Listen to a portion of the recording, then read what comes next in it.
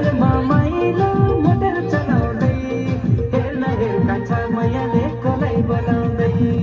हेर्न हेर्का छामैयाले कसलाई बोलाउँदै